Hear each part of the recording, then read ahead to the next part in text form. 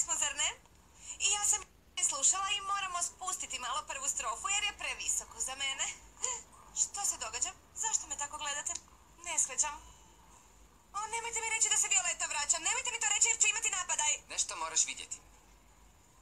Moju zadnju probu? Da, znam, prekrasna sam. Probat ću se nadmašiti, ali teško je jer sam savršena. Bolje šuti i gledaj.